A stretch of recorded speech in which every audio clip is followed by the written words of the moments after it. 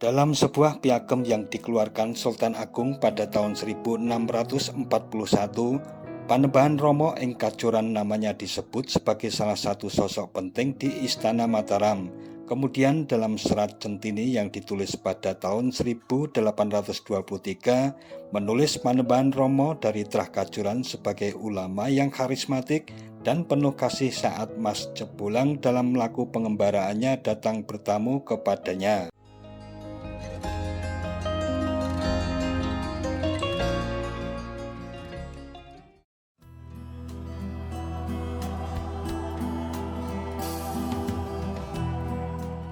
Assalamualaikum warahmatullahi wabarakatuh. Mitra DMTV. Kajoran adalah nama sebuah desa yang berada di Kabupaten Klaten, Provinsi Jawa Tengah. Desa ini terdapat sebuah makam tokoh penting dalam sejarah terbentuknya Kabupaten Klaten, yaitu Pangeran Kajoran. Pangeran Kajoran merupakan nama lain dari Panembahan Romo yang diyakini sebagai pejabat pertama Bupati Klaten. Menurut cerita masyarakat yang ditulis oleh De Graaf dalam buku Sejarah Kajoran, disebutkan bahwa Pangeran Kajoran merupakan keturunan dari Panembahan Agung yang memiliki silsilah dari Sunan Bayat yang disegani oleh para raja dan bangsawan di Keraton Demak, Pajang, dan Mataram Islam. Pangeran Kajoran merupakan seorang muslim kejawen yang terkenal memiliki kesaktian dalam ilmu kanuragan. Aktivitas olah fisik dan batin beliau sangat menonjol. Beliau menjadi tempat bertanya dan dituakan di kalangan masyarakat. Masyarakat menjadikan beliau sebagai imam, karena itu masyarakat menyebutnya dengan Panembahan Romo. Panembahan Romo memiliki peran penting dalam pergerakan menentang Amangkurat I yang menjadi pemicu munculnya konflik dalam dinasti Mataram. Kebijakan Amangkurat I dinilai tidak sejalan dengan cita-cita Sultan Agung yang menginginkan kehancuran kolonialisme atau penjajah dari tanah Jawa, serta membangun bangsa yang berkeadilan berketuhanan dengan semangat kegotong royongan. Panembahan Romo pada era itu dianggap sosok yang sangat penting di dalam Keraton Mataram, karena paman Panembahan Romo yaitu Pangeran Adipati Jayaraga merupakan putra Panembahan Senopati dari putri kedua Panembahan Agung Kajoran. Relasi nasab melalui pernikahan masih diteruskan oleh susunan Amangkurat Agung dan keturunannya, karena beliau telah menikahi seorang putri dari Kajoran sebagai selirnya. Dalam Tos Pajang menyebutkan salah satu menantu susunan Amangkurat Agung yaitu Pangeran Adipati Wiromenggala juga berasal dari Trah Kajoran yang merupakan putra Pangeran Arya Wiromenggala, seorang pangeran berdarah Kajoran Pajang. Ikatan Kajoran Mataram makin menguat karena saudara susunan Amangkurat Agung yaitu Adipati Purboyo III juga menikah dengan putri Panembahan Raden. Dalam hal ini De Graaf menyebut bahwa Wangsa Purbaya mempunyai istri dari Kajoran dan seolah-olah merupakan jembatan dari Kajoran dengan raja-raja Mataram. Hubungan dengan Wangsa Purboyo ini juga membuat Panembahan Romo semakin diperhitungkan karena Panembahan Purboyo II menikah dengan kakak perempuan Panembahan Romo, sementara putranya yaitu Pangeran Tumenggung Mataram atau Purboyo IV menjadi menantu Panembahan Romo.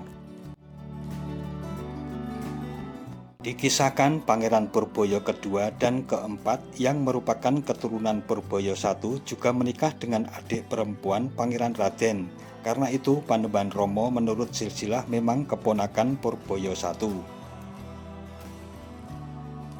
Pangeran Purboyo I dinyatakan sebagai putra Panembahan Senopati dari putri keluarga Kiai Ageng Giring. Dengan demikian ikatan antara Kajoran, Giring, dan Tembayat menjadi erat. Hal ini menjadi cukup alasan kuat jika Trah Kajoran sangat dihormati di dalam lingkaran Keraton Mataram pada saat itu.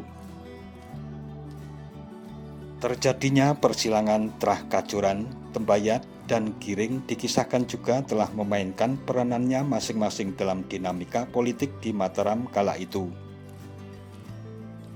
Demikian dikisahkan jika anak susuhunan Amangkurat Agung yaitu Pangeran Puger yang kelak menjadi Sunan Pakubuwono ke-1 yang bertahta tahun 1704 hingga 1719 juga menikahi putri dari Kajoran yaitu keponakan Panembahan Romo.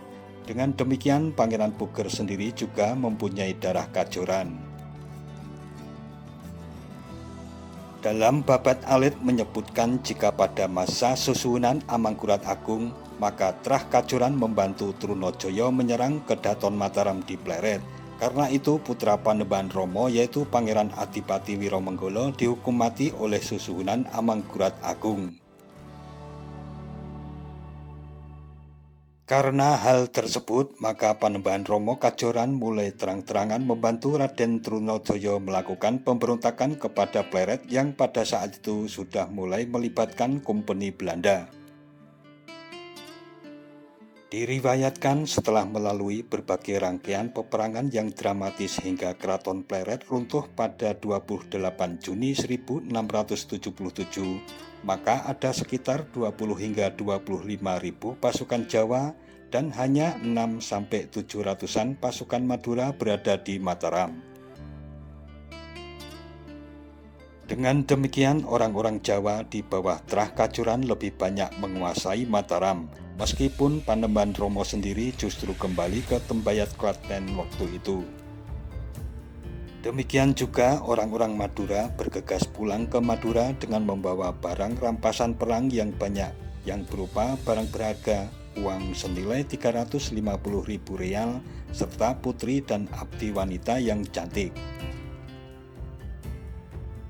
Runtuhnya Kedaton Pleret telah menyisakan beban bagi Adipati Anom atau Amangkurat II.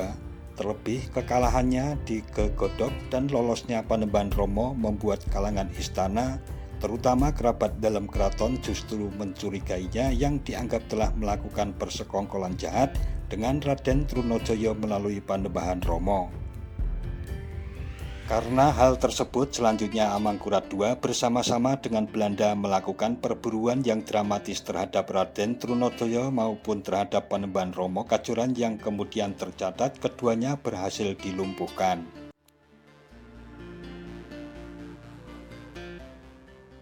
Selepas kematian Raden Trunojoyo dan Panembahan Romo, maka Raden Kartonadi dan Raden Kartonagoro atau keponakan dan anak Panembahan Romo selaku penerus yang memimpin pasukan Kajoran harus mendapati kenyataan pahit bahwa Pangeran Puger juga telah menyerah dan kembali kepada Sunan Amangkurat II pada 17 November 1681. Raden Kartonadi dan Raden Kartonagoro juga menghadapi kenyataan pahit lagi karena para pendukung lain telah dilumpuhkan. Dengan demikian, dukungan dari Tembayat juga telah dilumpuhkan oleh pasukan susuhunan dan kumpeni. Pendukung lain yaitu pasukan Kiai Wonokusumo sebagai Trah Ki Ageng Giring yang sejak awal mendukung gerakan Panembahan Romo dengan kepentingannya yaitu menginginkan seseorang dari trahnya yaitu Raden Mas Sutodito sebagai penguasa juga sudah dapat dilumpuhkan oleh Sunan Amangkurat II dan pasukan kompeni di Gunung Kidul pada November 1683. Sedangkan Raden Mas Sutodito sendiri terbunuh di alun-alun Kartosuro pada saat menyerbu Keraton Baru Amangkurat II itu pada 18 Februari 1682. Selama lebih 6 tahun pergulakan yang telah terjadi, pada mulanya mungkin Panembahan Romo tidak menyadari bahwa sekalipun mampu menghancurkan Mataram, usahanya nampak sia-sia. Meski demikian, Panembahan Romo telah menempatkan Trah Kajoran sebagai pelopor dan menjadi sosok sentral yang paling berpengaruh sehingga peranannya mampu mengubah narasi sejarah Mataram di kemudian hari. Terkait dengan hal itu, maka secara ringkas Babad Cirebon secara simbolik menyebutkan Kajoran terdiri dari orang-orang Muslim saleh yang bertapa menantang matahari. Dalam sebuah piagam yang dikeluarkan Sultan Agung pada tahun 1641, Panembahan Rama ing Kajoran namanya disebut sebagai salah satu sosok penting di Istana Mataram. Kemudian dalam serat Centini yang ditulis pada tahun 1823 menulis Panembahan Rama dari Trah Kajoran sebagai ulama yang karismatik dan penuh kasih saat Mas Cebulang dalam melaku pengembaraannya datang bertamu kepadanya. Catatan orang Belanda yang buruk dimungkinkan sejak keterlambatan mereka menyadari betapa pentingnya para tokoh yang berasal dari Trah Kajoran ini, hingga duta VOC untuk Mataram yaitu Rijskrof van Gens tidak pernah menyebut nama tokoh ini, karena dalam Javanse Reise yang ditulis Rijskrof van Gens bersama Vincent K. Max dan Nicolaas de Vries lebih banyak menyebut nama Pangeran Purbaya atau Pangeran Purboyo. 21 tahun setelah Van Gens menulis catatan perjalanannya pada tahun 1656 ke Istana Mataram, terjadilah kisah tragis pada akhir Juni 1677, yaitu sewaktu Laksamana Spelman melayari Laut Jawa dan menggempur Surabaya sejak April 1677 atas perjanjian Kompeni dengan Amangkurat Agung untuk menaklukkan para pembangkang Madura dan berhasil. Tiba-tiba terdengar berita yang mengejutkan bahwa Pleret sebagai ibu kota Mataram yang megah dan penuh kanal air, serta bendungan itu telah jatuh dan runtuh. Spelman yang mampu mengusir orang-orang Madura di bawah Raden Trunojoyo ke Kediri tidak yakin pasukan Madura mampu menaklukkan pusat kuasa Mataram. Lalu sayup-sayup mulai terdengar nama yang ikut terlibat dalam penghancuran Pleret yang mungkin asing bagi telinga Kompeni, yaitu Raden Kajoran atau Panembahan Rama ing Kajoran yang dianggap menggerakkan seluruh anggota klannya dalam jaringan kiai santri melawan otoritas Pleret yang nampaknya usaha tersebut nyaris berhasil secara sempurna. Bertolak dari hal itulah kemudian Kompeni mulai menyadari adanya pengaruh besar dari Trah Kajoran melalui peran tokoh Panembahan Rama ing Kajoran. Barangkali sejak itulah Kompeni Belanda lantas membuat narasi dengan menciptakan stereotip yang buruk terhadap Panembahan Rama ing Kajoran. Para penulis Belanda selanjutnya menulis dengan mendiskreditkan sosok Panembahan Rama ing Kajoran dengan narasi sesuai dengan kepentingannya saja. Bahkan kemudian nyaris penyebaran dan pengaruh kuat Trah Kajoran tidak ditampilkan dalam bentuk penulisan yang objektif dan berimbang.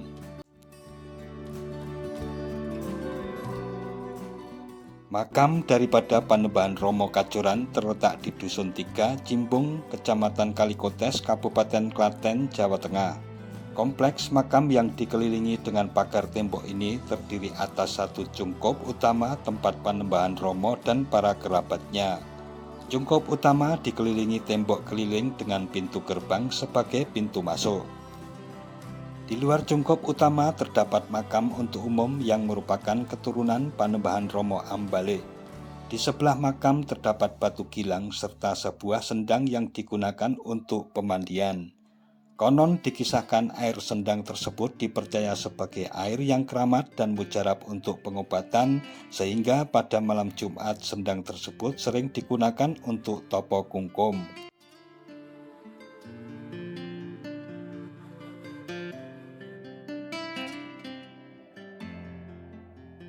Nah, mitra DMTV, dengan berziarah ke makam Panembahan Rama Ambale di Kajoran Klaten, maka adalah bagian proses ritualitas diri untuk meneguhkan komitmen kita sebagai hamba agar dapat mengingat segala kebesaran Sang Pencipta Tuhan seru sekalian alam melalui wasilah hamba yang telah menjadi kekasihnya.